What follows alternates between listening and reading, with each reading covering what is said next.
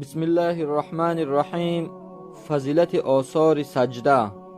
روایت است که پیامبر اکرم صلی الله علیه و سلم در مورد فضیلت سجده فرمودند: هنگامی که الله تعالی بخواهد بر آن دسته دوزخیان که میخواهند رحمت کند، به فرشتگان فرمان میدهد کسانی را که الله را عبادت میکردند از دوزخ خارج سازند.